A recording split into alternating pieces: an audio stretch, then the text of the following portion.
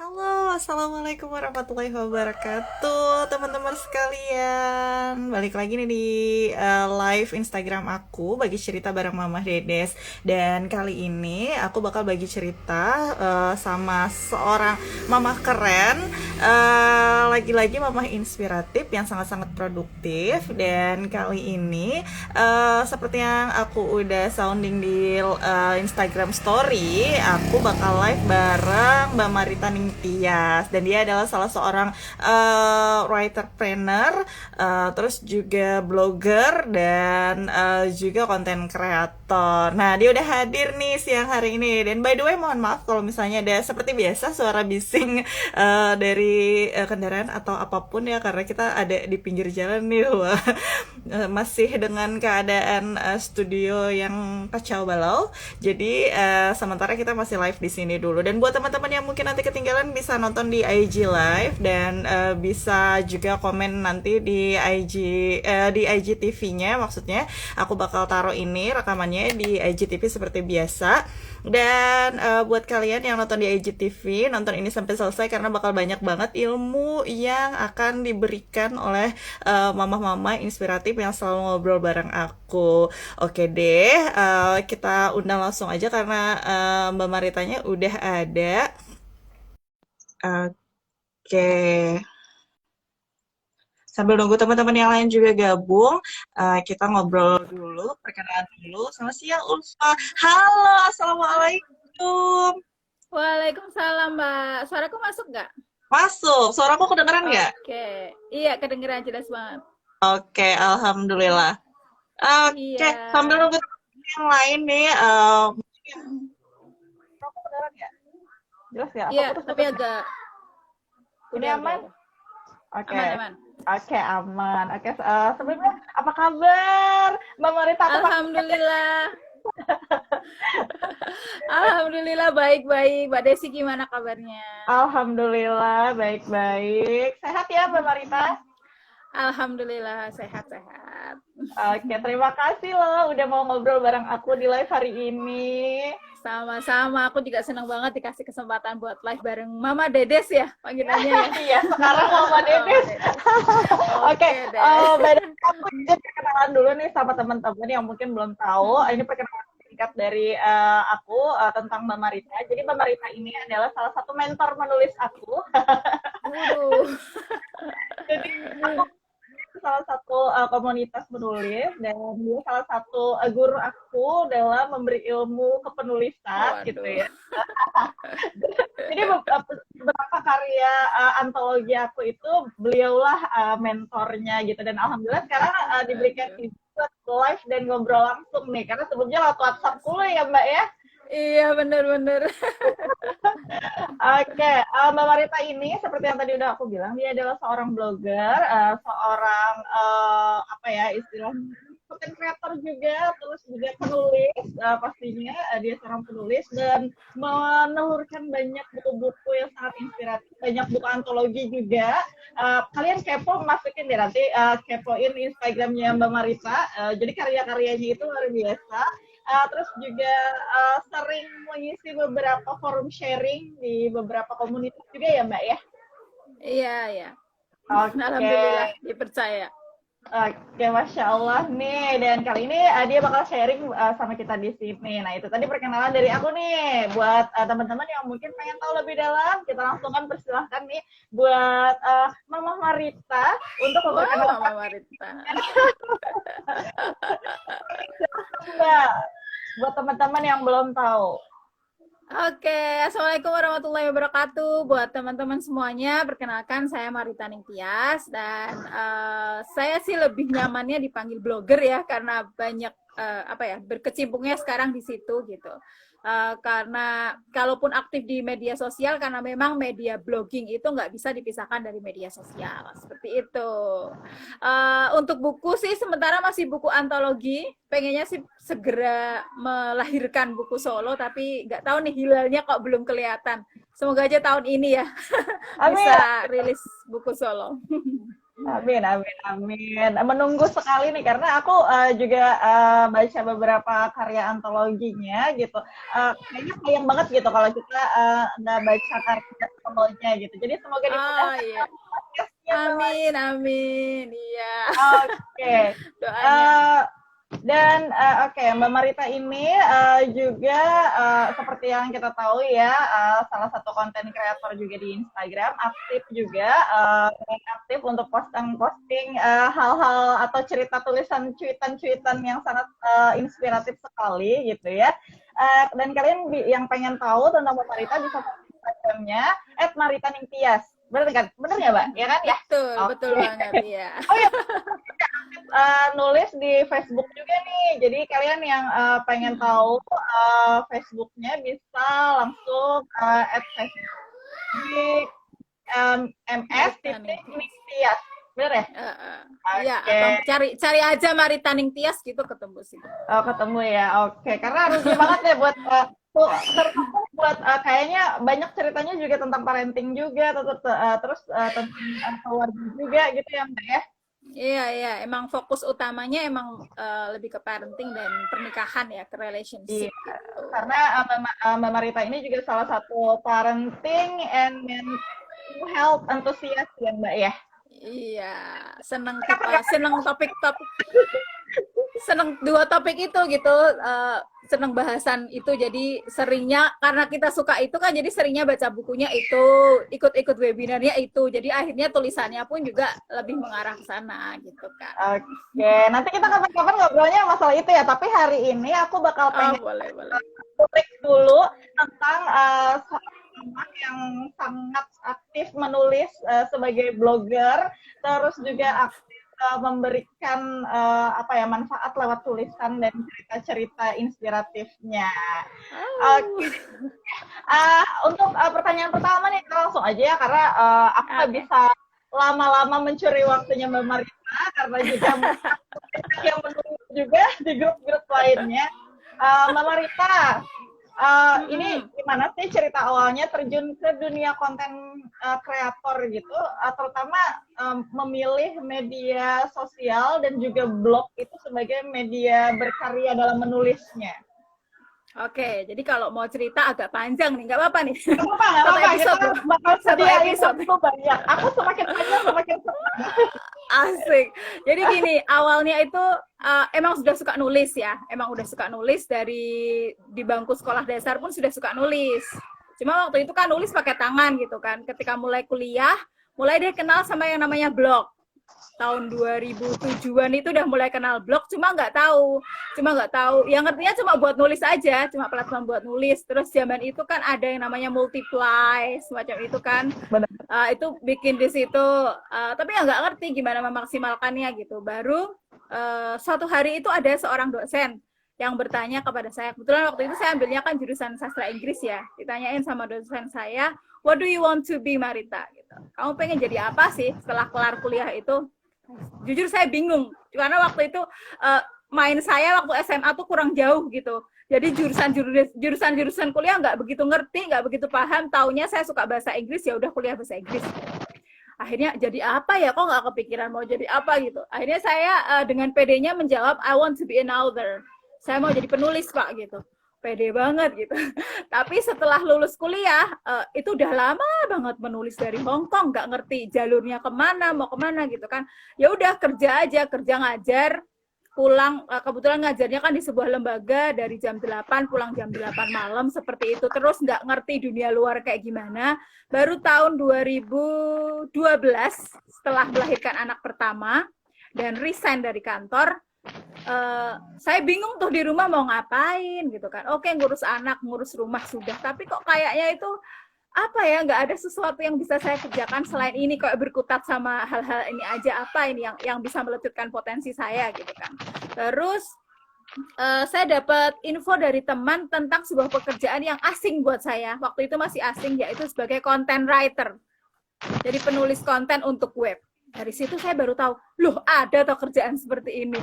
Jadi ada orang yang punya banyak web, ternak banyak web, tapi kan dia nggak mungkin nulis sendiri kan, dia butuh penulis. Disitulah saya masuk di situ, oh ternyata ada pekerjaan seperti ini, bisa dikerjakan dari rumah, bisa tetap ngomong anak, bisa tetap sambil nulis. Dari situlah mulainya saya kenal dunia blog lebih dalam. Nah, awalnya 1 tahun pertama itu enjoy ngerjain jadi content writer itu. Jadi content writer itu kan tema tulisannya udah disediakan sama yang punya web nih. Jadi ini temanya ini, kita langsung dikasih ribuan tema dan setiap hari menulis gitu. Sehari minimal 5 tulisan. Oh. Terus akhirnya lama-lama bosan juga kan menulis sesuatu yang harus itu, bukan sesuatu yang benar-benar dari ide kita. Cari aku apa ya, cari yang buat pelampiasan, tulisan yang emang benar-benar dari hatiku, bukan karena pekerjaan gitu kan. Sampai akhirnya ngulik, ketemulah blog. Jadi saya kembali ke dunia blog di tahun 2013. Itu awalnya karena saya bosen jadi content writer. Bukan nggak bosen duitnya, tapi bosen rutinitasnya gitu. Terus akhirnya dari situlah mulai kenal sama blog. Sebelum kenal saya blog itu saya udah nulis dulu di Facebook, itu kan ada notes-nya ya. Zaman dulu kan ada notes Facebook. Nah, itu nulis di notes Facebook kan bisa banyak gitu kan. Itu sebelumnya ditulis itu dulu. Baru setelah ada blog saya lebih fokus ke blog. Awal mulanya seperti itu sih Mbak perjalanannya secara singkatnya. Wah, luar biasa nih. Jadi udah sangat-sangat apa ya istilahnya udah bisa menghasilkan uang dari menulis gitu malah ya kan? Alhamdulillah, iya. Oke, dan memang sih ya Mbak ya, tantangan untuk menulis apalagi dengan tema yang ditentukan orang lain tuh kayak kita tuh kayak apa ya, terkungkung dalam hal yang ada batasnya gitu. Sementara kalau kita punya tempat sendiri, kita bisa berkreasi sendiri untuk lebih nyaman lagi mengekspresikan diri gitu ya Mbak ya? Iya, bisa pilih tema-tema yang kita suka kan gitu. Kalau ikut orang kan pasti dia udah memilih topiknya cuma ini aja gitu. Akhirnya terkungkung di itu aja. Tapi kalau kita punya blog sendiri kan kita bebas mau nulis apa. Oke, akhirnya di tahun 2012 memilihkan fokus menjadi seorang blogger. 2013 sih mulainya. 2013 tapi itu baru selingan. Mulai go profesionalnya, mulai beli top level domainnya. Jadi kalau kita bikin blog pertama kali kan pasti ada embel-embel ya. Misalnya bikinnya di Blogspot kan ada maritaningtyas.blogspot.com gitu kan. Nah, ketika mulai atau wordpress.com gitu kan. Mulai seriusnya, mulai akhirnya kepikiran untuk beli domain sendiri maritaningtyas.com itu mulai tahun 2016. Oke. Jadi ini tahun kelima. Masuk tahun kelima berarti. 2017 akhirnya ada maritaningtyas.com. Iya, 2016. Oke, 2016 nih mulai seriusnya. Tapi kenapa sih Mbak di antara banyak media platform untuk berkreasi gitu ya? Kenapa malah lebih memilih untuk fokus jadi blogger? Ketimbang nih misalnya kayak fokus aja di Facebook atau kita kayak aku fokus sekarang lagi di Instagram aja gitu ya, lebih fokus apakah karena latar belakang sebelumnya itu gitu karena pekerjaan itu merasa kayaknya nyaman di blog aja deh, akhirnya fokusnya jadi blogger aja deh gitu. Kalau pertama ya kalau soal kenyamanan, kebetulan saya suka nulisnya panjang. Ketika tulisan panjang, pertama nggak mungkin di Instagram. Dan tahun 2013 kayaknya masih jarang ya. Instagram itu kan lebih fokus ke foto ya, kalau gitu dulu ya. Lebih buat share foto gitu. Kalau untuk Facebook juga bisa sih panjang, cuma pengarsipannya yang susah. Jadi gini, kalau di Facebook itu misal kita mau scrolling tulisan tahun 2007 atau 2011, wah kita nyarinya sekarang nih. Wah, scrollingnya itu kan capek banget gitu kan. Nah, kalau di blog, kita kan tinggal klik aja di arsip, cari tulisan tahun 2011, klik kita tahunnya 2011, muncul deh tulisan kita di tahun itu gitu. Jadi lebih, pertama itu karena saya suka nulis panjang, dan di beberapa platform media sosial tidak memungkinkan itu. Yang kedua adalah itu tadi, pengarsipannya lebih enak gitu. Jadi kita mau nyari, mau nge-share ke orang lain, dan pastinya emang antara media sosial sama blogging itu nggak bisa dipisahkan. Jadi nulisnya di platform, menulisnya di blog, tapi tetap di-share lewat media sosial juga sebagai salah satu corong viewers ya. Kadang kalau nggak di-share itu kadang juga orang nggak ngerti. Kalau kita punya blog kan, nah itu gunanya media sosial buat brandingnya kita. Ini loh, aku tuh blogger, aku itu punya blog di alamat ini gitu. Oke, jadi apa istilahnya saling saling membutuhkan satu sama lain gitu ya. Iya, Yang betul betul. marketing untuk sendiri ada si platform Facebook gitu. Oh, mantap nih, aku juga tambah ilmu. Jadi untuk yang sudah lama terbengkalai kayaknya harus mulai diaktifasi lagi. Iya, harus dong. Tetap hari gini tetap harus punya blog. Oke, tapi Mbak Tias ini, aku pengen tahu gitu, apakah masih ada di era sekarang ini orang-orang yang tertarik untuk bisnis di web gitu? Sementara kan kita tahu untuk apa ya happeningnya blogger itu di antara tahun 2007 sampai kisaran tahun yang Mbak sebutin tadi 2017 gitu, apalagi meledak-ledak Raditya Dika dengan kambing jantannya gitu. Kayaknya orang berlomba-lomba pengen jadi blogger, jadi Punya blogger. blog ya. Tapi setelah adanya YouTube mulai naik, terus banyaknya platform untuk berekspresi lainnya kayak Instagram dan Facebook gitu. Apalagi di Facebook juga ada banyak apa ya, komunitas-komunitas yang menyediakan tempat buat para penulis juga gitu. Nah, apakah masih ada gitu orang-orang yang dengan sukacita dan sukarela buat bisnis di web gitu? Apalagi kan jadi Ternyata kita bahas sedikit ya, literasi di Indonesia itu kan cukup rendah gitu ya, kayaknya orang malas baca gitu, karena kan kita nulis caption pendek aja kayaknya aduh males deh, kadang-kadang kelewat gitu. Ini contoh aku jualan ya, captionnya pendek banget gitu, ada harga, ada size, ada bahan gitu, masih aja di chattingnya nanya harganya berapa sih gitu, aduh kayaknya malas baca banget gitu, apalagi di web yang tulisannya panjang gitu. Masih aja nggak sih Mbak? alhamdulillah ya, ternyata masih ada gitu. Dan itu bisa dibuktikan dari kalau kita masuk ke Google Search, kita coba deh pakai keyword, nyatanya yang keluar pasti juga blog dulu kan, web-web dulu kan yang di atas. Ya itu berarti masih banyak juga yang membutuhkan informasi lewat blog atau web gitu. Jadi so far sih masih banyak ya. Kalau dari pengunjung itu, alhamdulillah blogku itu sehari bisa 1.000 orang. Oke, 900 Masya Allah. Keren 1.000 banget. orang masih ada sih mas gitu. Oke. Jadi emang PR-nya ketika kemudian kita ngejar, jadi memang sebagai blogger itu harus memikirkan kita itu mau blognya bener-bener cuma tulisan curcol atau juga bikin disayang sama Google gitu. Karena kalau Gitu. kalau disayang sama Google nanti belajarnya juga lebih banyak lagi. Kita harus menulis artikel-artikel yang memang banyak dicari sama orang, nggak cuma asal curcol aja kan kayak gitu. Jadi harus diselingin gitu, misal hari ini curcol, besok oh ternyata yang datang di blogku tuh kebanyakan emak-emak suka nonton drakor, oke berarti besok nonton, besok berarti bikin tulisan temanya tentang drakor ini gitu. Jadi emang kita harus tahu juga pengunjung yang datang ke blog kita itu favoritnya baca apa gitu. Jadi, tapi kalau ditanya apakah masih ada, ternyata masih banyak kok, alhamdulillah masih banyak dan masih banyak yang cari. Nyatanya perusahaan-perusahaan pun butuh blogger. Jadi perusahaan itu kan punya web ya, dan mereka pasti bekerja sama juga untuk soal branding, untuk membangun webnya dia, backlinknya dia, itu dia juga butuh blogger. Jadi so far blogger masih dibutuhkan dan dicari juga gitu. Oke, wah luar biasa nih, dan ternyata blogger pun juga dibutuhkan oleh perusahaan-perusahaan besar, apalagi untuk review kan seperti yang kita banyak tahu ya. Oke. Dan untuk berarti bisa dibilang nih ya sebagai blogger yang bekerja sendiri gitu ya kan, bukan tim nih, bukan tim yang kita tahu kan biasanya kayak ada platform atau website yang memang menyediakan khusus kayak tulisan-tulisan yang mereka pakai tim gitu. Tapi Mbak Marita memilih untuk berdiri sendiri sebagai blogger gitu.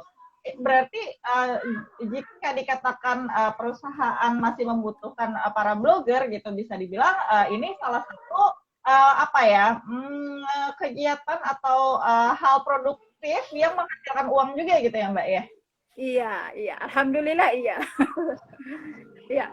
Oke, jadi nih buat teman-teman nih yang mungkin kayaknya taunya gitu ya, pengen jadi YouTuber aja biar AdSense-nya jalan gitu ya kan, biar dapat uang gitu. Jadi ya udah berlomba-lomba para orang-orang ini untuk menjadi YouTuber, atau misalnya pengen jadi selebgram gitu, akhirnya jadi selebgram membangun sosial media Instagramnya dengan foto-foto OTD, apa istilahnya beauty creator juga gitu ya kan, untuk ternyata nih teman-teman nih buat yang belum tahu atau yang kayaknya memandang sebelah mata gitu ya Mbak ya, karena kan mungkin masih ada yang masih memandang sebelah mata, ya apaan sih kerjanya, kayak nggak ada, nggak kelihatan, tapi kayaknya orangnya beruang aja gitu, nggak taunya dia adalah blogger. Jadi buat teman-teman, ternyata menulis di blog pun bisa menghasilkan. Kalau boleh tahu nih Mbak, ini di luar dari pertanyaan mungkin ya, karena biar teman-teman mungkin juga termotivasi atau penghasilan di blogger bisa dibilang gede gitu. Apalagi untuk profesional. Oke, kalau soal gede atau enggak mungkin setiap orang bisa beda-beda ya. Biasanya sih kalau yang sudah sangat memang terjun di sini profesional atau serius di dunia ngeblog, mereka itu nggak mungkin cuma punya satu blog aja Mbak. Sama kayak bosku dulu itu. Jadi mereka berternak emang. Jadi kita tuh punya slogan pekerjaan peternak tapi bukan hewan, hobinya menanam tapi bukan tumbuhan. Oke, dan ternyata juga banyak ya. Iya, jadi gitu ya. jadi memang ya ketika mau fokus emang dapatnya dari sini, seriusnya dari pekerjaan ini gitu nggak bisa biasanya cuma satu gitu. Kalau cuma ngandelin satu ya karena kita emak-emak ya, emak-emak cuma dapat uang jajan bisa jajain anaknya aja udah happy kan. Maksudnya kita bukan kepala keluarga yang harus menghidupi anak istri gitu kan, yang harus punya banyak. Tapi kalau aku sendiri memang targetnya memang bukan itu, karena aku ngeblok karena suka aja, karena pengen bermanfaat aja gitu. Ketika bisa dapat rupiah, dapat duit, ya itu bonus. Dan bonusnya itu mungkin buat saya banyak, buat orang lain sedikit, itu tergantung orangnya. Tapi ya lumayan lah, bisa buat jajan, bisa buat beli skincare gitu kan, bisa buat jalan-jalan. Kalau saya sih seperti itu. Ya bisa bantuin kalau suami kebetulan misalnya, aduh bulan ini lagi kurang, oke nih aku ada, seperti itu sih. Enggak yang kalau dibilang berlebih, ya pasti ada juga. Ada kok beberapa orang yang memang serius, biasanya sih memang bapak-bapak ya. Karena mereka kan memang fokus waktunya di situ gitu. Itu memang punya banyak lebih dari 5 blog atau 10 blog gitu Mbak. Jadi yang pasti kalau udah seperti itu nggak bisa kerja sendiri juga, pastinya tim juga. Jadi tergantung kita mau milihnya apa, apakah memang benar-benar hanya sebagai, kalau kayak saya kan full time blogger tapi enggak ngejar duit di situ. Duit itu sebagai bonus. Tapi kalau memang mungkin kayak bapak-bapak harus menafkahi keluarganya, pengen jadi blogger, ya berarti harus fokus gitu kan, harus belajar semua detail-detail perblogingan itu dari nol sampai yang tingkat level Z gitu misalnya. Jadi banyak perintilan yang ngeblog yang harus dipelajari juga. Sama kayak YouTube kan ya. Orang kiranya langsung dapat AdSense, begitu bikin YouTube langsung besok dapat AdSense, kan enggak gitu. Sekarang harus minimal 100 subscriber atau berapa? 1000 ya. 1000 subscriber, jam tayangnya harus sekian. Nah, itu kan orang yang nggak ngerti, wah bikin YouTube nanti bisa langsung dapat AdSense, kan enggak. Ngeblog juga seperti itu. Kalau mau dapat duit juga harus branding dulu diri kita, harus jaga kualitas blognya gitu. Jadi selebgram di Instagram pun juga seperti itu kan. Enggak yang langsung tiba-tiba udahlah sekarang mah beli followers gampang gitu misalnya, langsung punya 10k besok dapat endorsan, nggak bisa kayak gitu juga. Ada yang namanya engagement rate gitu kan, ada yang namanya engagement rate. Ketika followersmu banyak, engagement rate-nya cuma berapa, ternyata ya klien pun nggak mau kerja sama kita gitu. Jadi ada banyak hal yang harus dipelajari ketika kita mau kerja sebagai content creator. Oke, nah kalau di Instagram kan seperti yang kita tahu nih, para selebgram sendiri ketika ingin mendapatkan endorsement itu kan punya red card-nya gitu istilahnya. Kalau untuk blogger sendiri gitu, misalnya kayak aku kasih produk ke Mbak Marita, minta di review dong gitu, itu ada red card gitu. Pastinya Mbak, ada dong, ada. Jadi biasanya kalau di red card itu kita tuliskan bahwa page view-nya kita per bulan sekian gitu. Kita bisa ngasilin misalnya tulisan ini, misal kita targetnya nanti dapat view sekian gitu kan.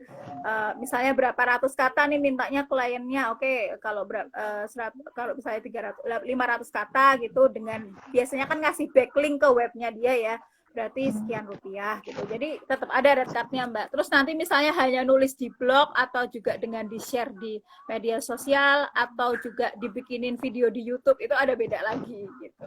Jadi tetap ada red card-nya juga, kerjasamanya dalam bentuk seperti apa. Jadi lagi-lagi semuanya tergantung tentang engagement dan juga insights yang masuk ke platform kita sendiri gitu ya. Iya, Jadi benar, buat tetap. teman nih yang nggak tahu tentang apa itu red card gitu. Jadi red card itu sejenis kayak list harga gitu loh. Kalian kalau Uh, sama selebgram atau kalian mungkin bermimpi atau bercita-cita pengen jadi selebgram, kalian harus list lengkapnya nih, berapa orang yang visit, berapa orang yang like, komen gitu, terus sharing manusia untuk masuk ke platform kita itu ada berapa banyak dan bisa memberikan impact berapa banyak juga gitu dari harga postingan. yes, Dan ternyata juga benar banget. Blogger pun melakukan hal yang sama gitu ya kurang lebih. Iya, iya. Mm-mm. Ah, kalau itu tadi kan ada orang yang menawarkan produknya sama kita untuk bekerja sama, ya iklan lah ya bahasanya gitu. Mm-mm. Uh, sendiri kan sepengetahu aku ya karena aku nggak mendalami tentang blog ini gitu. Ketika kita mengganti atau membeli domain dengan .com itu sendiri, kita bisa menyalakan AdSense seperti di YouTube kan, Mbak? Bisa, Mbak, bisa. Tapi ya jujur aku sampai saat ini pun masih belum diterima sama AdSense. Aku juga heran gitu. Teman-teman yang baru ngeblok sebulan 2 bulan daftar AdSense tuh langsung keterima, tapi nggak tahu kenapa tuh si Google AdSense nggak mau nerima aku gitu. Malah suamiku udah berhasil daftar AdSense, tapi ya sama aja gitu, sama kayak di YouTube ya. Aku kurang tahu juga kalau di YouTube iklannya itu kayak gimana. Kalau di blog itu kita cuma dapat duit ketika iklan itu diklik. Kalau iklannya nggak gitu. diklik, ya kalau iklannya nggak diklik mau tampil berapa lama di blog ya sama aja. Oke, Itu juga, berarti sama istilahnya kalau kayak di YouTube di skip gitu ya, uangnya bakal masuk juga. Gitu. Benar, jadi ya tetap harus diklik. Makanya itu kita butuh gimana caranya biar blog kita banyak yang mengunjungi, banyak yang datang. Dengan harapan semakin banyak yang mengunjungi, ada yang keseleo ngeklik iklannya kan kayak gitu. Itu jadi dan gimana ya, AdSense itu cuma salah satu sumber penghasilan dari sebagai blogger. Jadi selain AdSense masih banyak sih. Dan iya, tergantung salah sih. satunya produk-produk Jadi, itu ya, Mbak. produk review tadi atau kerjasama sama klien. Dan sekarang itu udah banyak platform-platform juga yang menyediakan yang mewadahi blogger buat ngasih kerjaan ke blogger gitu tuh udah banyak. Jadi kayak ada rajabacklink.com, ada media backlink, ada vira.id. Jadi kita tinggal daftar aja ke web-web tersebut. Misalnya blog kita dianggap berkualitas, nanti kita bisa ngebit proposal gitu, bisa propose job. Kalau misal dianggapnya blog kita bagus, kita bisa dapat kerjaan dari situ gitu. Jadi sekarang semakin enak sih, banyak corong gitu buat cari penghasilan dari situ. Oke, jadi ini buat teman-teman yang mengira ternyata mengira dulu misalnya kemarin-kemarin kayaknya blogger tuh udah kayak mati suri gitu, ternyata malah enggak. Di luar itu yang kayak kita tahu nih yang biasa mainnya cuma di Instagram aja, mainnya harus jauh-jauh deh. Ternyata para blogger pun juga bisa menghasilkan uang, nggak cuma YouTuber, nggak cuma selebgram gitu ya, Mbak ya. Dan iya. sedikit menyinggung masalah kayak kerjaan untuk para blogger nih tadi ya. Misalnya ada produk yang nggak masuk gitu, atau misalnya nggak ada yang nawarin nih, ternyata kita bisa apply untuk minta iklan ke kita gitu ya. Iya. Oke, jadi nih ternyata harus jemput bola juga, nggak bisa diem-diem gitu aja. Iya, benar-benar. Iya. Harus, makanya itu personal branding ya. Personal branding itu juga perlu. Ketika personal brandingnya kita udah terbangun, oh ternyata dia itu blogger, oh ternyata tulisan dia itu bagus. Meskipun kita nggak ada klien datang itu kalau branding kita bagus itu nggak usah nyari pun kadang klien datang sendiri kan gitu. Iya, karena jadi, branding memperkuat. Iya, betul. Jadi memperkuat branding itu juga perlu. Oke, jadi apapun itu pekerjaannya kalian tetap harus bangun personal branding, terutama untuk di sosial media yang istilahnya paling banyak menyaring manusia gitu ya, Mbak ya. Benar. Oke. Nah itu tadi kan kita membahas tentang seluk-beluknya blogger, sedikit banget malah masih dikulik gitu, padahal masih banyak lagi yang pengen dikulik gitu ya tentang masalah perblogeran ini gitu, perblogingan ini gitu. Tapi nih aku pengen langsung masuk aja ke intinya, mungkin teman-teman pada penasaran karena udah dengar, wow ternyata jadi blogger bisa menghasilkan uang, pengen deh bikin website gitu, pengen deh punya website sendiri dengan nama sendiri gitu, terus menghasilkan uang dari sana.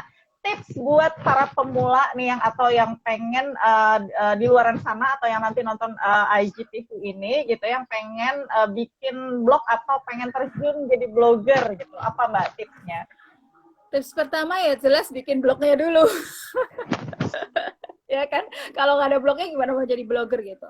Tinggal kita ngecek ngecek kemampuan gitu. Jadi kan platform blog itu juga banyak ya, ada Blogspot, ada WordPress, ada banyak sekali, ada Tumblr, lalu ada apa lagi ya yang sekarang lagi itu Wix itu juga ada.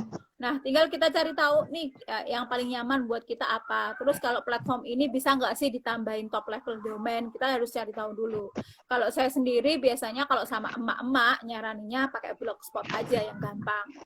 Cara bikinnya gampang dan cara merawatnya juga lebih gampang. Kalau kita fokusnya cuma untuk menulis ya. Tapi kalau misalnya kita nanti juga mau ngulik-ngulik dalamnya, itu sebenarnya WordPress lebih disarankan, tapi bukan yang wordpress.com. Jadi WordPress itu ada dua, ada wordpress.com dan ada WordPress self-hosted. Biasanya kita bikinnya di wordpress.org itu. Nah, yang wordpress.org ini yang lebih disarankan daripada yang wordpress.com. Karena kalau wordpress.com itu setara sama kayak blogspot.com. Gitu. Nah, yang pertama bikin dulu. Tapi kalau buat aku misalnya masih pertama nih ya, masih awal banget baru terjun ke dunia ngeblog, saranku sih di Blogspot aja dulu.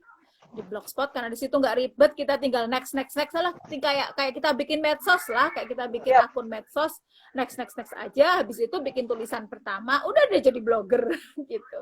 Terus kalau bagaimana untuk membeli atau memasangkan domain atau gimana, ya bisa baca di blogku yang di blogspedia.my.id.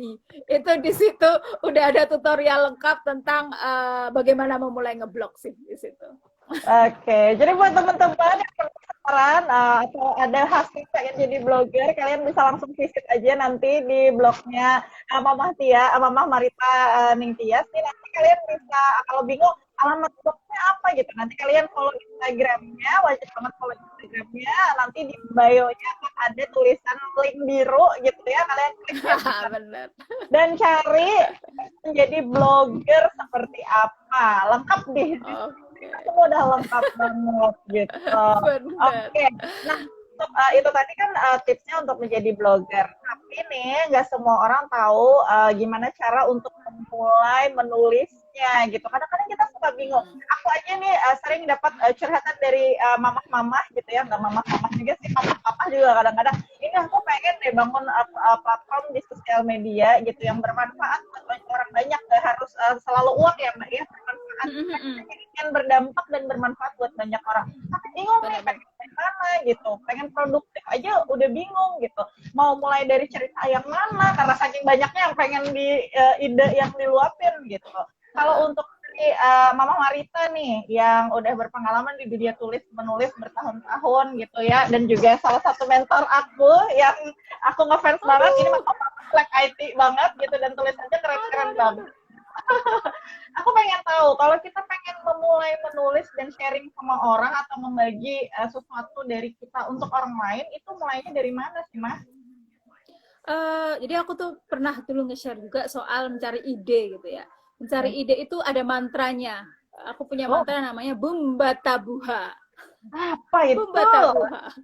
Iya, buka mata, buka telinga, buka hati gitu kan. Jadi kadang itu kita mikir terlalu jauh ya, terlalu jauh gitu nyari idenya gitu, sampai akhirnya malah nggak nulis-nulis. Padahal di sekitar kita, di deket kita itu banyak ide. Misal deh anak numpahin air gitu, anak numpahin air, gimana reaksinya kita? Teriak-teriak kah? Atau malah diajak, ayo deh kita bersihin bareng-bareng, udah jadi tulisan kan? Udah jadi tulisan sharing yang bermanfaat. Oh iya ya, kalau anak numpahin air itu nggak perlu mah dimarahin gitu. Udah, namanya juga anak lagi belajar gitu kan, yuk diajak aja untuk bersihin bareng-bareng. Jadinya anak tahu bagaimana bertanggung jawab atas apa yang dia kerjakan, kayak gitu. Bertanggung jawab atas kesalahan yang dikerjakan. Jadi sebenarnya mulai dari mana? Mulai dari yang paling dekat dari diri kita. Jadi nggak usah yang, aduh aku mau nulis tema parenting yang kayak gimana ya, pengen sekeren misal Abah Ihsan atau Ustadz Haris Santosa, itu ilmunya udah tinggi gitu. Kita mulai kita benar-benar kita mulai dari yang paling deket aja dari diri kita gitu. Kalau memang sehariannya sama anak-anak, kita amatin tuh anak-anak gitu. Cerita tentang anak-anak itu paling banyak banget kan ya. Setiap hari kita kan mainnya sama anak-anak kan ya. Pasti banyak banget. Ada aja yang bisa diceritainnya dari situ. Misalnya kok, tapi cuma dapat 200 karakter aja. Ya nggak apa-apa gitu kan. Mulai dari yang sedikit itu, nanti perlahan-lahan kalau kita konsisten, kita latihan terus, lama-lama juga bisa jadi banyak, jadi panjang gitu. Dan pastinya kalau nulis itu kebiasaannya kita adalah udah underestimate diri sendiri dan bilang, tulisanku pasti jelek nih, nggak layak baca. Nah, ketika udah ada perasaan kayak gitu, ya udah akhirnya stuck, nggak mulai nulis-nulis. Jadi let it go itu semua gitu. Jadi ilangin dulu perasaan kayak gitu, niatkan bahwa aku nulis ini, cerita ini untuk sharing. Alhamdulillah kalau bermanfaat, kalau ada yang bisa diambil hikmah dari cerita ini, tulisin tanpa harus kadang itu kita kan baca dulu kok jelek ya, akhirnya berhenti, tulis hapus gitu kan. Itu yang jadi akhirnya nggak selesai. Jadi tulis aja dulu sampai kelar, baru setelah kelar kita baca ulang, kita bisa tuh minta tolong misalnya sama suami misalnya, atau mungkin sama mentor kita kalau kita punya mentor menulis, Mbak aku mau nulis kayak gini, udah oke belum, atau ada masukan nggak, seperti itu. Jadi jangan hapus tulis nggak bakal selesai gitu. Jadi yang pertama adalah cari ide yang paling dekat, lalu kedua tulis sampai kelar dulu, jangan diedit di tengah jalan. Editing itu bagian terakhir, nanti ketika tulisannya udah selesai dari A sampai Z udah selesai baru diedit. Oke, aduh Masya Allah nih. Dan itu juga berlaku nih, nggak hanya untuk para penulis blogger, buat kalian yang senang menulis, semuanya. Dunia menulis, kalian nih ya, tipsnya dari Mama Marita tadi adalah tulis aja dulu gitu, terus nanti pas udah kelar baru dibaca, jangan nanti setengah jalan edit. Itu tulisan sampai deadline-nya udah kelar 2 tahun juga nggak bakal kelar-kelar itu tulisannya. Kalau buku yang diikuti udah terbit misalnya gitu ya, tulisan kita nggak kelar-kelar gitu, kebanyakan edit tadi ya Mbak ya. Betul banget. Misalnya ini mah, aku juga sering menemui bahwa ada banyak mama-mama yang pengen cerita gitu lewat tulisannya, lewat blog misalnya, atau lewat ya anggaplah yang paling pendek gitu adalah caption Instagram gitu ya. Tapi aku bakal tulis, gimana dong gitu. Tuh kalau kata mentor-mentor menulis saya, bakat itu tuh ngasih influence-nya itu cuma 1%. 99% itu usaha dan niatnya kita gitu. Jadi jangan merasa bahwa nggak bisa nulis dulu gitu. Semua orang bisa kok. Nyatanya waktu SD kita bisa kan diajarin nulis gitu, mengembangkan kata-kata. Itu hanya soal kita mau latihan atau enggak, kita mau belajar memperbaiki kualitas diri kita atau enggak gitu. Kalau misalnya udah punya bakat menulis pun tapi nggak pernah belajar, nggak pernah berusaha meningkatkan kualitas, tulisannya juga bakal seperti itu gitu. Tulisan saya di tahun 2007, 2008, 2011, kalau baca lagi saya juga ketawa kok. Ya elah, nulisnya kayak gini banget ya. Ya ampun, bucin banget, alay. Iya kan? Alay banget nih ya. Ternyata memang setiap orang pernah alay pada zamannya gitu. Tapi kan kita berkembang gitu. Kita lihat tulisan kita tahun per tahun itu kita berkembang karena kita mau belajar gitu. Jadi bukan soal bakat tapi soal kita punya niat buat belajar, punya niat untuk meningkatkan kualitas tulisan kita apa enggak. Udah itu aja. Kalau udah punya niat, udah nggak usah ngurusin bakat, nggak usah ngurusin. Yang penting suka dulu. Karena kalau nggak suka dipaksa nulis juga susah ya. Sukanya misal cuma nonton, cuma rebahan gitu, atau sukanya sebenarnya ke dapur gitu kan. Ya emang susah gitu kan. Kalau saya suruh milih antara nulis atau ke dapur, saya milih nulis 10 artikel beneran. Oke, sama. Saya juga. Saya mending nulis aja atau live Instagram 3 hari 3 malam deh. Bener. Iya kan. Oke, jadi ternyata nih ya bahwa menulis itu bakatnya, kegunaannya bakat itu hanya 1%-nya gitu, istilahnya 1%-nya, sisanya adalah latihan, mencoba dan istilahnya merutinkan kegiatan itu sendiri gitu. Iya, benar. Dan tapi syaratnya harus suka dulu. Jadi kalau kalian sebenarnya tapi dipaksa nulis, nanti ya apapun itu yang dipaksa ya Mbak ya, pasti hasilnya juga bakal baik gitu. Atau mungkin gini juga, mungkin ada juga yang dulu nggak suka nulis jadi suka juga bisa juga gitu. Ada gitu. Ada. Biasanya bisa mungkin terpengaruh gitu sama teman-temannya gitu kan. Ternyata temennya deketnya sama orang-orang yang suka nulis, bisa juga tertarik gitu. Oh ternyata asik juga ya nulis ya. Misal orang suka bikin tadi suka masak, tiba-tiba terjun ke dunia nulis juga bisa kan. Jadi berhubungan sama sesuatu yang deket sama dia gitu. Aku sukanya masak, ya udah kamu nulis aja resep di blogmu kayak gitu kan. Nah, itu juga topik yang sering banyak dicari kan. Dan yang pasti juga suka baca. Orang yang suka nulis harus suka baca. Karena kalau nggak suka baca ya bohong, kita cari idenya dari mana, terus berkualitas tulisannya juga berkembangnya dari mana kalau nggak pernah membaca gitu. Jadi itu sepaket gitu. Kalau mau terjun ke dunia nulis, mau belajar nulis, berarti kamu juga harus suka baca kayak gitu. Iya, dan baca juga suka baca juga akan berdampak gitu ya Mbak ya sama hasil tulisan kita selain dari diksi yang ada di dalamnya gitu. Dan berpengaruh juga pada saat kita koreksi tulisan kita sendiri. Ya, nulisnya rajin tapi koreksinya kayak aduh malas banget baca sudah segini banyak gitu. Ya udahlah Benar. tapi kita nggak tahu tulisan kita gitu karena gara-gara baru baca tadi gitu. Iya. Mbak Marita, aku nggak suka baca, sukanya nontonnya nonton Korea lagi ya gitu. Tapi aku suka nulis juga, gimana dong? Boleh juga, bisa juga, tapi apa ya? Tetap bisa juga sih, tetap bisa. Nggak apa-apa. Apa? Boleh juga gitu, karena saya juga termasuk orang yang sekarang lebih banyak nonton daripada membaca. Jadi ya bisa juga dari hasil nonton film itu dialihkan ke tulisan atau review tulisan tentang film itu. Jadi boleh aja sih, yang penting ya nikmatin aja atau tulislah sesuatu yang dekat sama kita. Misal hobinya nonton, ya udah tulis aja tentang hal-hal yang kita tonton gitu. Hobinya suka masak, tulis aja sesuatu yang kamu tadi masak itu ditulis aja gitu. Jadi memulainya dari mana? Mulai dari yang paling dekat sama kita gitu aja. Oke, dan memang untuk blogger sendiri juga ada aliran-alirannya gitu ya Mbak ya. Jadi kalau misalnya ada yang khusus K-pop, mereka akan bahas K-pop keseluruhan. Benar. Dan itu nanti yang akan masuk juga produk-produk misalnya Korea, Unyu Korea gitu ya. Oke. K-pop lah intinya. Jadi ini buat teman-teman yang pengen mulai, pastinya harus punya blog dulu. Jadi bikin blognya dulu. Dan untuk pemula kalian bisa pakai Blogspot dulu gitu ya, atau WordPress dulu gitu. Yang jangan berbayar dulu buat latihan dulu ya Mbak ya. Iya benar. Udah beli domain, udah beli nama pakai .com atau .id gitu ya, atau apapun yang berbayar itu ternyata akunnya cuma setahun 2 kali gitu loh, Barat kan sayang. Iya.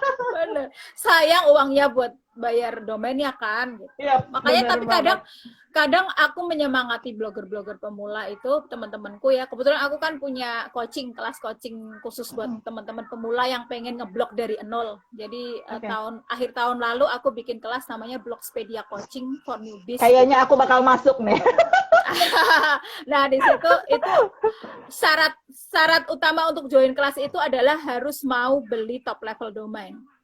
Nah, ketika kamu udah punya top level domain, kan sayang tuh. Udah beli top level domain loh, misal .com aja setahun 130 sampai 150 ribu. Masa habis itu setiap bulan nggak update kan gitu. Jadi biasanya setelah lulus dari kelas itu saya selalu ingatkan, ayo blognya nanti sarang laba-laba atau berkarat gitu kan. Iya, jadi sayang Pak. Sekali gitu sayang ya Mbak ya. Paling enggak ya sebulan 4 kali lah update. Tuh, seminggu sekali kan, jadinya 1 bulan 4 kali minimal banget, itu minimal banget kalau bisa. Oke. Dan kalau untuk ini masalah algoritma ya, kalau untuk di Instagram, Facebook, terus juga di YouTube itu kan tergantung dengan intensitas kita posting gitu. Kalau misalnya di YouTube harus konsisten, misalnya seminggu sekali gitu, atau paling enggak banget sebulan sekali ada posting gitu. Tapi rutin gitu, dirutinkan. Aku nggak tahu juga nih ya, tapi untuk yang aku tahu adalah konten itu harus di-upload atau di posting itu konsisten waktunya gitu, seminggu sekali atau seminggu 2 kali gitu. Kalau untuk di blog sendiri harus konsisten gitu juga kah biar bisa muncul di pencarian search Google gitu. Nah itu perintilannya banyak banget tuh kalau soal itu di blogging gitu. Jadi algoritma itu juga pasti ada ya, karena sumbernya kan sama ya dari Google juga kan. Jadi ada banyak hal juga yang harus dipelajari, kayak kita harus sebelum nulis itu kita harus riset keyword dulu, riset kata kunci apa yang paling banyak dicari sama pembaca blog kita gitu. Jadi setiap blog itu pasti punya pengunjung favorit gitu kan. Oh ternyata pengunjung itu lebih suka yang baca-baca resep, berarti banyak resep gitu. Sukanya berkunjung di jam-jam tertentu, jadi lebih baik kita posting di jam itu juga ada juga di blog sebenarnya. Kalau kita mau belajar lebih dalam itu juga ada gitu. Ternyata paling banyak berkunjung di blog itu setiap hari tertentu, berarti kita postingnya lebih bagus di situ aja, di hari-hari itu aja, jadi biar page view-nya juga lebih banyak gitu. Sama juga kayak di YouTube, kayak di Instagram, pasti ada hitungan seperti itu dan kita harus belajar itu kan. Itu kalau di blog kita ada yang namanya Google Analytics sama Google Search Console, itu kita belajar dua hal itu untuk untuk belajar lebih dalam bagaimana mengoptimasi blog kita lebih jauh gitu. Oke, nah kalau untuk domain nih, mengenai domainnya sendiri, kita kan kadang belinya bingung gitu ya, apakah harus dari orang ketiga, kan sekarang nih banyak banget nih kan yang penyedia gitu. Banyak hosting ya. Banyak hosting yang menyediakan jasa untuk bisa membuat domain kalian gitu ya, dan juga kadang lebih murah daripada yang apa sih, yang dari blog, misalnya anggap aja dari blogernya dari blognya sendiri gitu. Itu kalau di hari sendiri misalnya pengen ganti domain, apakah harus beli di apa ya istilahnya penyedia jasa hosting kah itu, atau ya udah daftar langsung aja, kan ada tuh misalnya yang iya ada, biasanya ditawarin ya. Google sekarang biasanya suka nawarin kan, mau sekalian beli domain ini gitu kan. Kalau aku sih selama ini baru pakainya selalu dari pihak ketiga sih Mbak, nggak pernah pakai dari Google, tawaran dari Google. Pertama kita bisa milih yang paling murah kan, kita bisa cari-cari jasa yang paling menyediakan harga paling murah gitu. Dan pengalaman nih dari temenku yang langsung pakai dari Google itu kadang nggak terbackup dan malah hilang tulisannya. Gitu. Jadi aku kurang tahu gimana mengarahkannya itu yang dari Google, dari alamat blogspotnya terus ngarahin ke Google domainnya itu gimana, aku juga belum tahu karena belum pernah nyoba ya. Tapi kalau di penyedia pihak ketiga itu kita bisa, jadi misalnya nanti domainnya habis ya tulisan kita tetap masih ada, cuma nggak bisa lagi diakses di alamat di domain itu, tapi di alamat domain yang waktu pertama kita daftar di Blogspot gitu. Oke, jadi sebenarnya kalaupun dari pihak ketiga pun ya meminta hosting dari pihak ketiga ini pun nggak masalah juga gitu ya ternyata. Oke, mungkin ada teman yang udah punya blog nih ya, tapi masih belum .com gitu ya, masih dengan domain yang belum berbayar gitu ya. Kalian yang khawatir untuk memakai jasa pihak ketiga, ternyata nggak apa-apa gitu, malah akan sedikit terbantu. Biasanya harganya lebih murah, say. Jangan untuk harga pertamanya gitu. Oke, nah kita tadi membahas tentang blog nih ya, sedikit banyaknya sangat menarik sekali dan kayaknya membuat hasrat aku untuk membersihkan sarang laba-laba di blog itu yang udah lama banget jalan gitu ya. Dan aku bakal kayaknya ikut kelasnya Mama Marita nih buat belajar blog lebih dalam lagi biar bisa menghasilkan cuan. Ayo. Oke, ada siapa nih, Mama Saifa Novitasari ya, dia ketawa gitu. Ada Mama Marita, ada Arhana Dothan Diana juga, Lope. Terima kasih banget. By the way, buat teman-teman yang ketinggalan, nanti aku bakal save di IGTV, jadi jangan khawatir, nanti di caption juga aku bakal taruh Instagramnya Mama Marita, biar kalian bisa follow Instagramnya, wajib follow karena banyak ya. Dan juga ada alamat websitenya yang bisa kalian kunjungi juga untuk belajar lebih banyak lagi tentang komputer. Oke, sekarang beralih nih ke tempat untuk trading. Ya, kenapa tuh? Itunya ditutup jadi gelap. Gak apa-apa. Ilmunya masih jelas di kamera. Oke, nah sekarang kan kita tadi udah bahas tentang blognya. Sekarang kita beralih ke konten sosial media nih. Instagram, karena sekarang kita live-nya di Instagram ya gitu ya. Untuk Instagram sendiri nih, kalau tadi blog mulainya di tahun 2013 dan serius di 2016 gitu ya. Untuk konten di Instagram sebagai media branding itu sejak kapan untuk seriusnya gitu?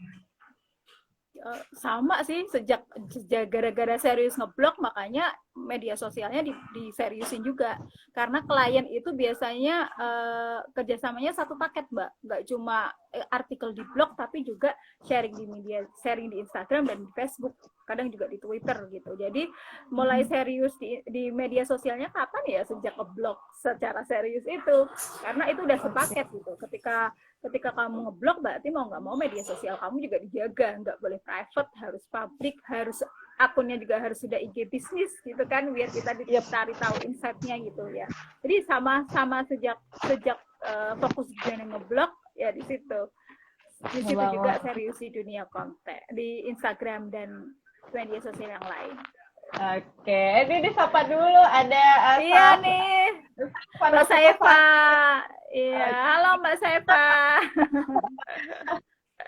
Oke, apa namanya buat teman-teman yang pengen nanya nih bisa ya langsung di komen aja ya, yang nonton cuma tinggal satu, nggak apa-apa, tapi kita tetap it's okay. Apa namanya tetap semangat untuk memberikan ilmu sama teman-teman yang nanti nonton di IGTV gitu ya.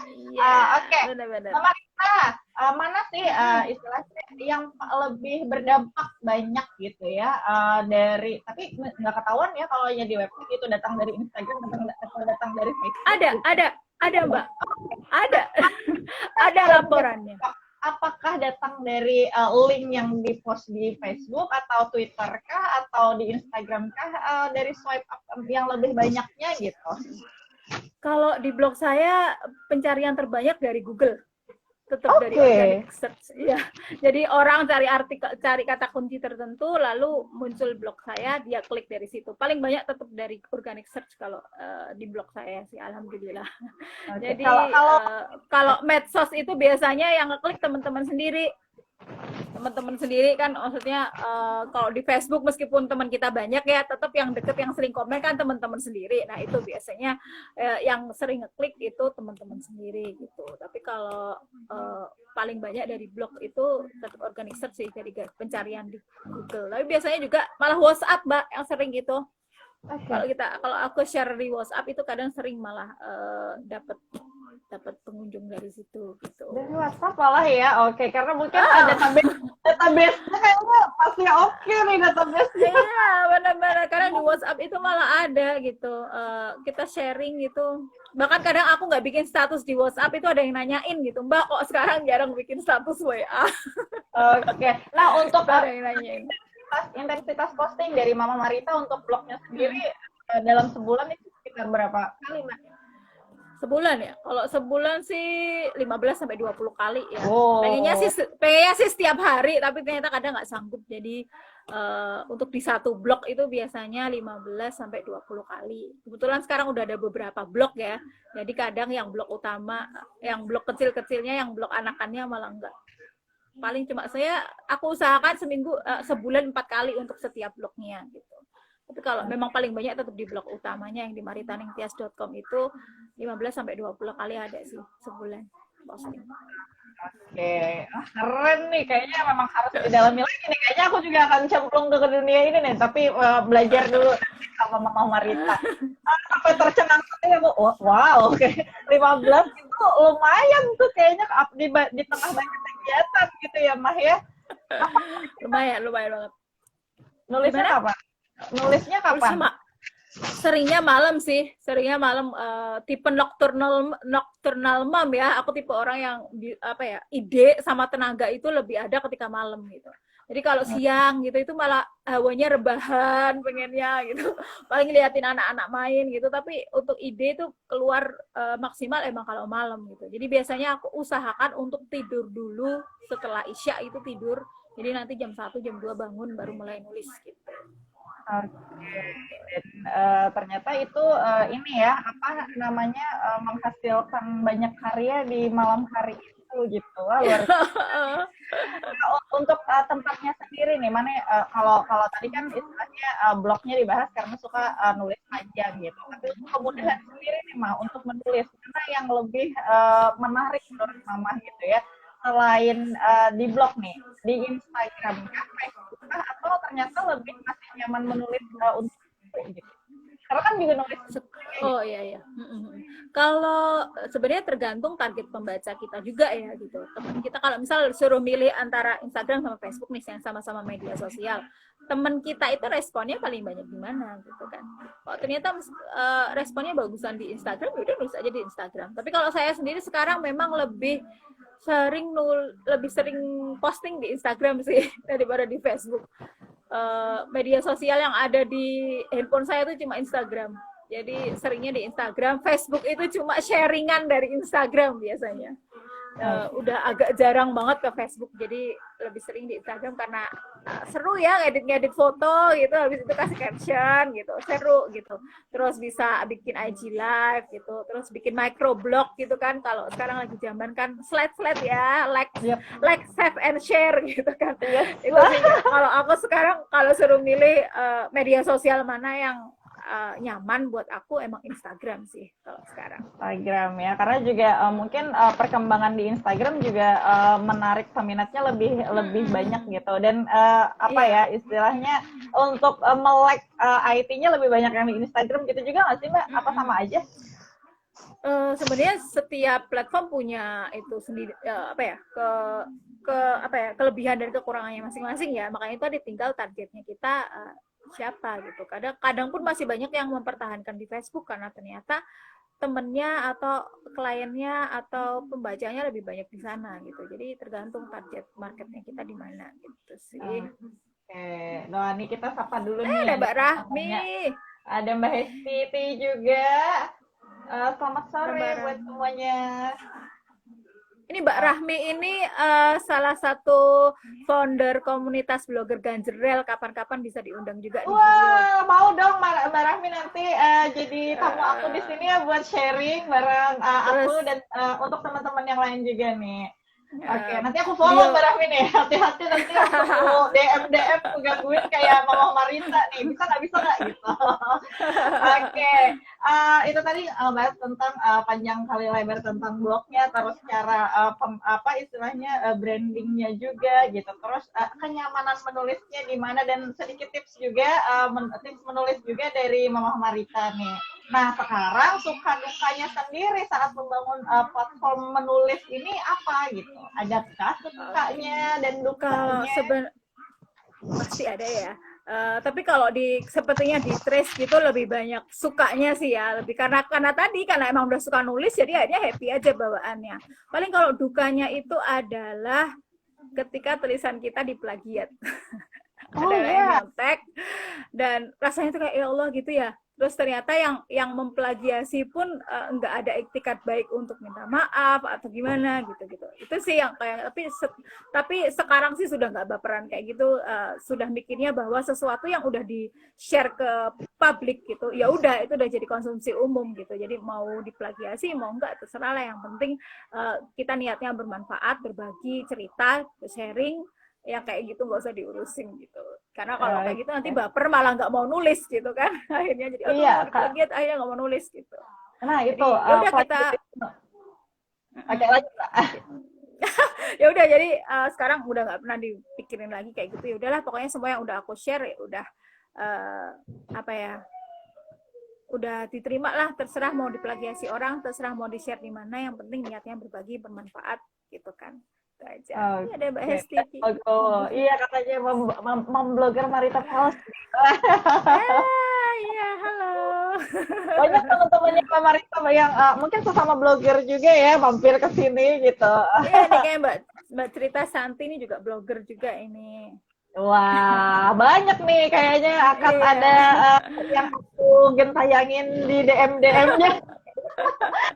Oke, nah untuk masalah plagiat sendiri gitu, karena aku kan juga salah satu yang senang nulis di blog, terhenti karena tulisan-tulisan aku akan diplagiat itu sendiri gitu. Nah ini ya udahlah disimpan aja gitu, paling enggak gitu aku tetap tulis dan aku sharing poin-poin tulisnya di Instagram, dan itu aku kayak jadiin buat kerangka cerita aku nanti gitu. Jadi ketika aku pengen menjadikannya sebuah cerita pendek ataupun buku gitu, aku tinggal comot-comot ambil dari Instagram aja gitu. Karena kalau aku di blog ada kemungkinan diplagiat, aku masih ada rasa ketakutan itu gitu. Apa misalnya kalau untuk kamu Marita yang bisa logowo gitu, pernah nggak sih terpikir untuk, aduh kayaknya nggak mau posting tulisan ini deh, sayang kayaknya terlalu kaya tulisan ini, mending nanti buat buku aja gitu, atau mungkin nanti buat entah itu antologi atau solo aja gitu untuk bukunya gitu, daripada share di blog tapi nanti bakal diplagiat dan diambil orang, sementara aku nulisnya udah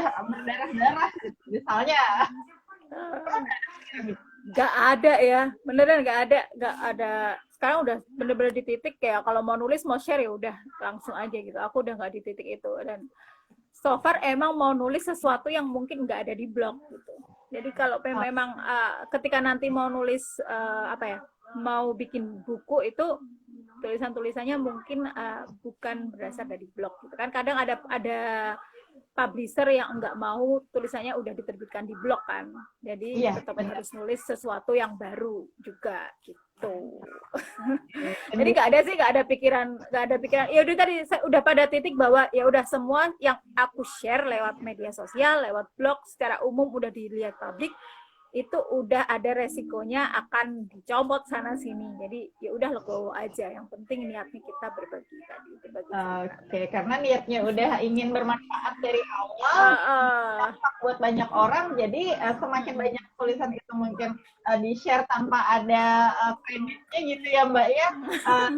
Pasti tetap ya udahlah, mungkin soalnya mengalir gitu. Ya, bener-bener. Oke, aduh Masya Allah. Bah. Ada yang ikut join nih. Iya, dia dari tadi pengen ikut live dong katanya. Mencuri ilmu dari Mama Marita nih. Oke, karena udah 1 jam juga nih, aku pengen tanya langsung ke pertanyaan berikutnya langsung ya Mbak ya nih. Iya. Membangun media sosial melalui cerita nih ya. Mulai dari kalau tadi kan blognya harus mulai dari yang terdekat gitu. Sama juga hal yang dibangun di sosial media, apalagi untuk branding. Atau bisa gini deh, bagaimana cara untuk personal branding yang baik di awal sebagai pemula? Jadi yang pertama personal branding ya. Jadi kemarin juga aku habis dapat insight dari sebuah kelas itu Instagram gitu kan, Instagram kelas itu. Kalau mau membangun personal branding, kita tanya dulu diri kita itu mau dikenal sebagai apa dan siapa gitu. Nah, itu yang nanti dibangun. Misalnya mau dikenalkan sebagai blogger, ya berarti di bio-nya Instagram itu kita tulis mau blogger, terus pemilik blogger ABC gitu kan. Di link bio-nya itu juga ada mengarah ke blognya kita kayak gitu kan. Terus kalau kita misalnya memang memilih personal brandingnya sebagai blogger, berarti kita juga harus sering share postingan atau feed yang berkaitan sama ngeblog. Misalnya jadi banyak postinganku di Instagram itu juga postingan di blog sih. Jadi aku bikin yang di Instagram itu dalam bentuk microblogging, cuma poin-poinnya aja. Kalau mau baca lebih lengkap silakan ke blogku kan kayak gitu.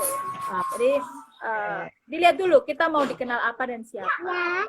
Ada Mbak Indah Laras Ihsan. Halo Mbak Indah. Oke, itu tadi untuk personal branding. Jadi ini buat teman-teman yang pengen branding di sosial media, entah itu mau jadi di media gitu ya, kalian juga harus tahu kalian mau apa, mau dikenal sebagai siapa gitu ya Mbak ya. Seperti Mbak pengen dikenal sebagai memperkenalkan diri gitu. Iya, meng-create nih kontennya itu berbau tulisan, berbau blog gitu ya. Jadi kita pun untuk link sendiri langsung ke blognya, orang-orang tahu bahwa dia adalah seorang content creator khusus di blog, Mbak ya. Nah, buat kalian yang jadi selebgram nih, mungkin ada teman-teman yang pengen jadi selebgram, dikenal sebagai fashion antusias gitu. Kalian bisa posting ke OTD gitu ya. Lalu tips-tips. Iya benar, harus rutin. Jadi kalau kemarin ikut kelas Instagram itu ya, dalam 1 hari itu minimal harus ada 1 postingan feed gitu, 1 postingan feed, lalu juga story itu sekali minimal dalam sehari, terus IGTV itu minimal seminggu sekali kayak gitu kalau memang mau Oke. membangun branding lewat Instagram itu. Nah, itu Bisa aku nih juga masih seminggu sekali belajar. bareng aku juga nggak apa-apa. Seminggu sekali Boleh, boleh. IGTV-nya keisi gitu. Oke, jadi Benar-benar. tadi feed Instagram minimal gimana, sehari Sehari sekali, sekali. ya, sehari sekali. Untuk IGTV Story story, seminggu sekali. Story minimal sehari juga satu kali. Jadi nah tuh. jangan sampai itu kita blong gitu. Aku juga sementara masih kayak gitu gitu. Jadi misal minggu kemarin posting langsung 3, tapi habis itu 3 minggu nggak posting apapun gitu kan. Nah itu nggak, nanti Instagramnya nge-crawlingnya kan susah lagi kan. Jadi setiap hari tetap harus ada postingan gitu untuk mempertahankan. Kemarin udah banyak nih yang views story-nya kita, udah story feed-nya kita. Habis itu nggak ada lagi ya, nanti balik dari nol lagi kan kita bangunnya. Jadi memang harus Oke. konsisten. Oke, Mau itu nah di tuh blog, teman-teman. konsisten. Jadi Mau itu di blog, mau di YouTube, mau di media sosial, itu tetap pertama itu konsisten ya PR-nya ya. betul. Jadi konsisten itu istiqomah juga harus ada di Instagram, Benar. Facebook juga Iya. dalam platform. Jadi semuanya harus tetap konsisten dan pastinya nih juga jangan aku kalau perhatiin ya untuk di Instagram apalagi dan di Facebook kalian harus jaga interaksi juga. Jadi jangan malas-malas like Benar. jangan cuma komen dan like tapi juga kalian juga harus sering interaksi followernya itu sama teman-teman yang juga mungkin like komen Instagram kalian gitu biar tetap saling terhubung karena kalau kalian gak ada interaksi nanti kayak Instagram itu punya sistem menunjukkan para follower dari kalian dan kalian jadi cuma aja gitu kalian berharap postingannya dapat like ribu misalnya gitu ya dengan follower jutaan tapi kalian kali atau apapunnya juga setahun 2 kali atau sebulan sekali gitu ya Mbak ya.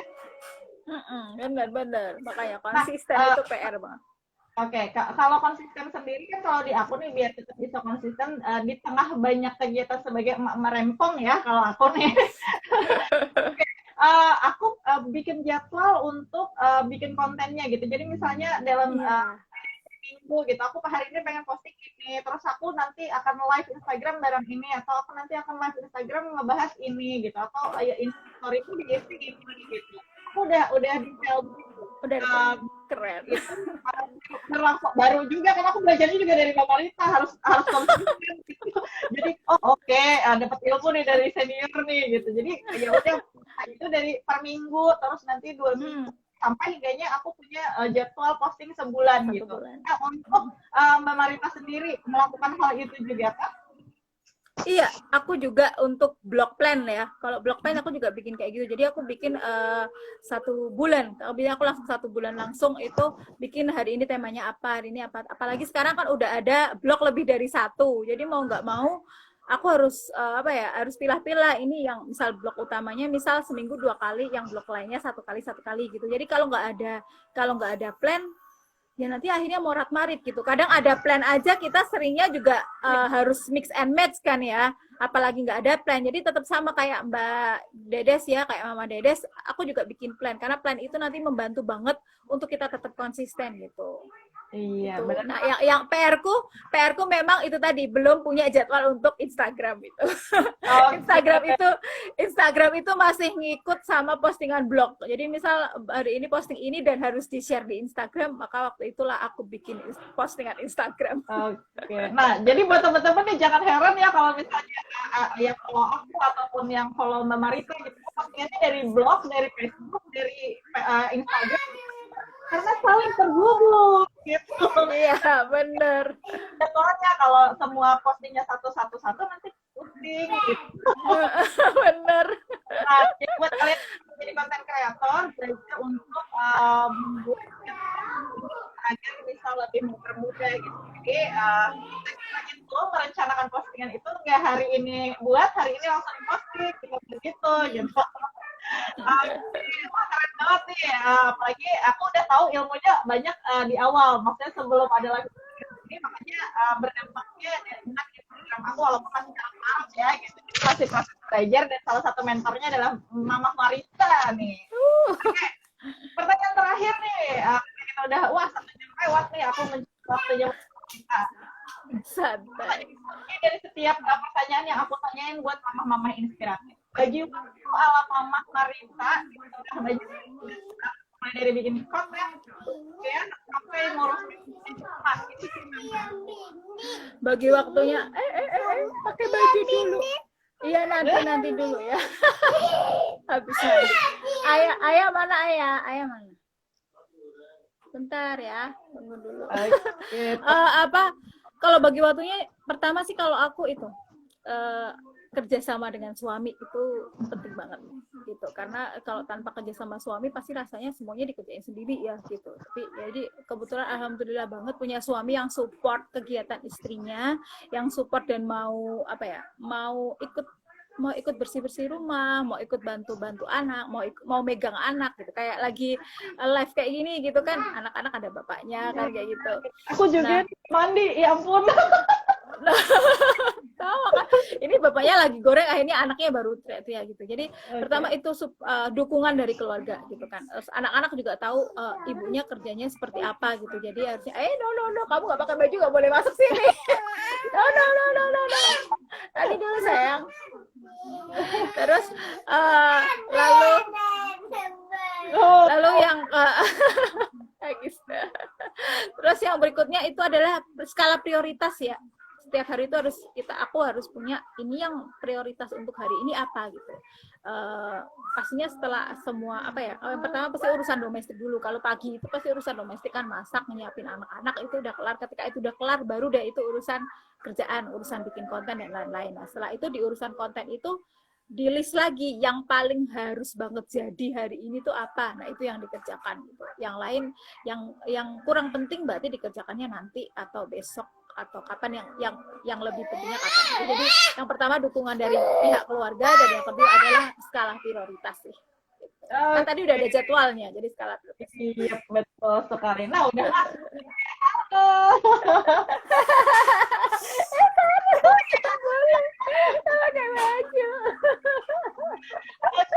Terakhir banget nih, Mbak. Kalau tadi pertanyaan, sekarang aku minta motivasi dari Mama Marita nih terakhir. Motivasi untuk motivasi pria dan produktif serta manfaat untuk apa motivasinya biar memulai dengan sedikit. Yang pasti sebagai perempuan itu kan kita dianugerahi banyak potensi sama Allah gitu kan. Produktif itu nggak harus selalu keluar dari rumah gitu. Bahkan produktif dari dalam rumah, punya anak-anak yang solihah, punya anak yang sehat gitu kan, itu juga udah produktif sebagai seorang ibu. Kita belajar kita memasak untuk keluarga gitu kan, kita nyapu rumah itu juga udah produktif. Jadi kadang-kala orang-orang itu merasa nggak produktif karena hari-harinya cuma diisi dengan nyapu, nyuci, ngepel, loh itu produktif gitu. Tapi yang paling penting adalah bagaimana kita mengapresiasi produktivitas itu. Kadang kita nggak merasa nggak produktif karena kita gagal mengapresiasi kegiatan-kegiatan tersebut. Jadi selalu kembangkan self love dari dalam diri kita, dan apresiasi hal-hal terkecil yang udah kita lakukan. Meskipun itu sekecil, misalnya, biasanya aku cuma bisa masak sayur bayam, sekarang udah bisa masak sop ikan nila misalnya. Apresiasilah itu berarti produktif. Berarti yang kemarin belajar resep A, sekarang udah bisa belajar resep B. Jadi produktif itu nggak harus melulu sesuatu yang menghasilkan cuan gitu kan, tapi juga bagaimana kita bisa melipat gandakan potensi yang kita miliki dan membuat diri kita lebih bermanfaat buat diri sendiri dan bermanfaat buat keluarga, utamanya kalau istri berarti untuk keluarga ya. Baru kalau bisa, kalau di keluarga udah oke, baru silahkan untuk bermanfaat untuk sekitarnya gitu sih kalau aku, Mbak. Masya Allah, wah keren banget nih. Ternyata bahwa manfaat itu sendiri nggak hanya hal-hal yang berbentuk menghasilkan uang gitu. Yang pasti kalian kalau sudah bisa bermanfaat untuk orang sekitar, artinya bisa dibilang itu adalah hal yang produktif ya Mbak ya. Iya, benar banget. Oke. Nah, ini kunci dari segala kunci. Segala sesuatu yang kita hasilkan itu adalah implementasi dari percaya diri kita gitu. Kita percaya dengan diri kita sendiri. Apa sih arti percaya diri dari Mbak Marita sendiri, dan gimana cara Mbak Marita bisa percaya diri untuk berkarya? Oke, percaya diri kalau buat aku adalah berarti kita udah tahu, kita udah sangat mengenal diri kita sendiri, kelebihan dan kekurangannya dan bagaimana mengoptimalisasi itu gitu.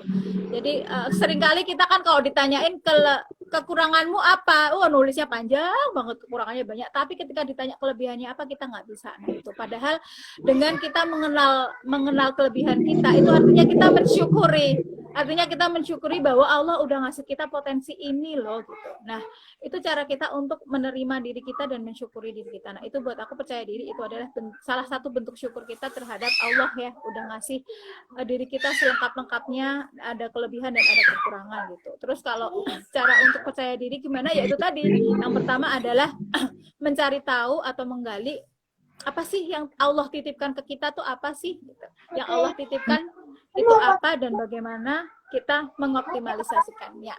Itu sih, Mbak. Oke, Masya Allah. Aduh, aku jadi tambah banyak ilmu lagi nih dari Mama Marita.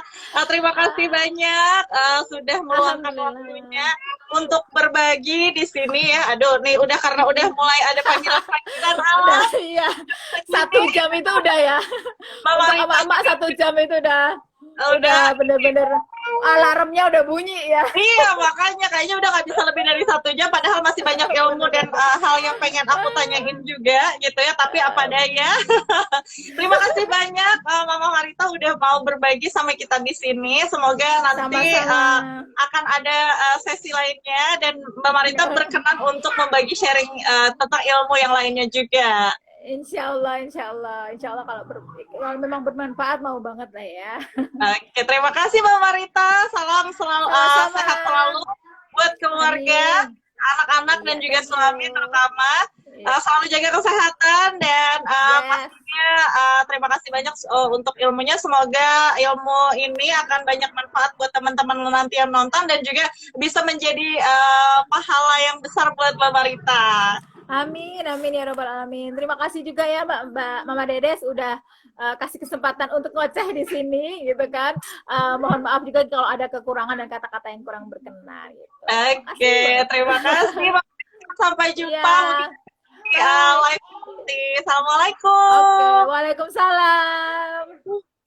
Apa? Oke teman-teman, itu tadi ngobrol bareng kita sama mamah blogger yang keren banget. Dan seperti yang kalian tahu, iya, say hi dulu teman-teman. Nanti bakal live lagi bilang gitu. Jangan lupa apa? Bilang, jangan lupa follow